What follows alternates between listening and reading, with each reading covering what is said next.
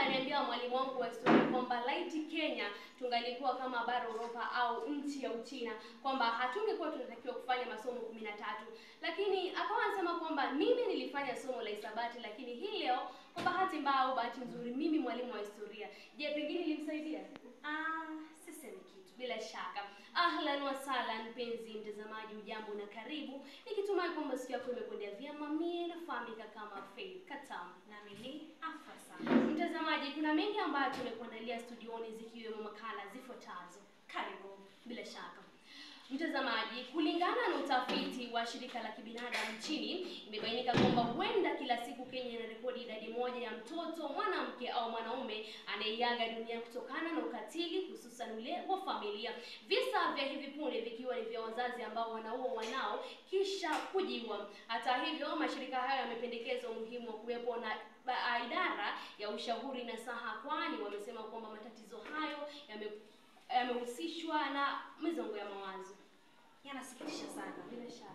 Huku Kenya ikiadhimisha miaka 62 tangu uhuru wake mwaka 1963, kaunti ya Kisumu ikiongozwa na gavana wake Anyang' Nyong'o inatarajia kuongoza taifa nzima katika kuadhimisha sherehe hizo za Madaraka Day. Aidha, idadi kubwa ya wananchi wanatarajiwa kujitokeza katika sherehe hizo zitakazofanyika katika uwanja wa Jaramogi Oginga, kaunti ya Kisumu. Bila shaka. Tunatarajia kwamba hafla hiyo itakuwa na mafanikio sana. Bila shaka. Mtazamaji, tukisonga mbele ni kwamba aliyekuwa mwandishi wa vitabu kama vile riwaya Ngugi wa Thiong'o ameaga dunia.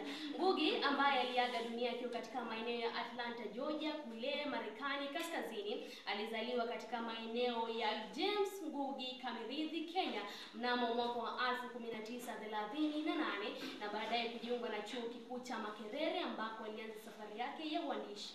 Baadaye alijiunga na chuo kikuu cha Leeds kule Marekani, na baada ya vitabu ambavyo aliandika vikiwemo Whip Not Child, The Perfect Nine, Meeting in the Dark pamoja na Kujaribiwa kwa Dedan Kimathi, yani The Trial of Dedan Kimathi, akishirikiana na Githae Mugo mwaka 2019.